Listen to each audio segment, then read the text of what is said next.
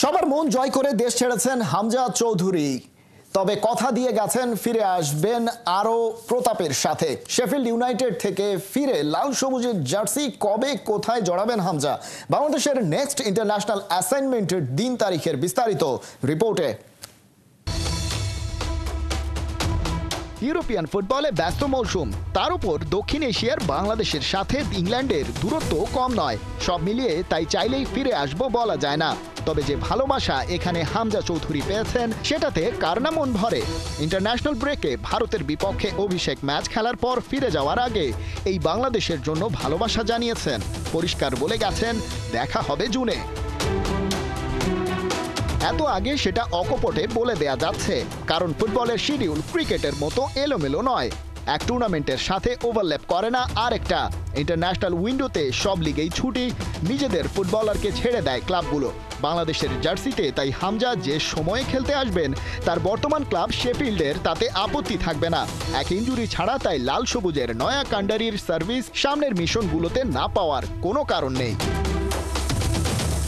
এবারে দেখা যাক বাংলাদেশের সামনে কি কি মিশন। ভারতের বিপক্ষে অ্যাওয়ে ম্যাচ খেলার পর এএফসি এশিয়ান কাপ কোয়ালিফায়ারে এবারের লড়াই সিঙ্গাপুরের সাথে। জুনের 10 তারিখ জামাল তপু হামজারা নামবে ঘরের মাঠে।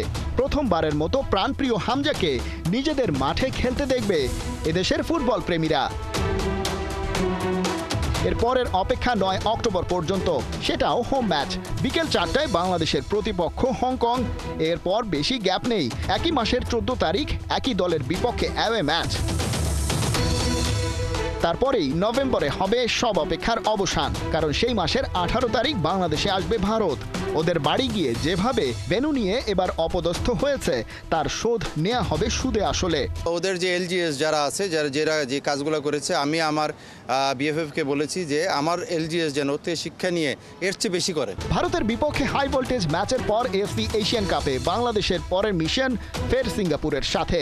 সেটার অবশ্য এখনও অনেক দেরি। 2026-এর মার্চে হামজা চৌধুরীর দল খেলবে অ্যাওয়ে ম্যাচটা। প্রথম ম্যাচ থেকেই নিজের দলের সাথে হামজা যেভাবে মানিয়ে নিয়েছে তাতে বলা ভালো সেটা সামনের দিনগুলোতে বাড়বে আরও দারুণ গতিতে। ভারতের বিপক্ষে পরের ম্যাচটার আগে এখন গোল করার অভ্যেসটা কেবল রপ্ত করতে হবে বাংলার স্ট্রাইকারদের। খালিদ জামিল, 71।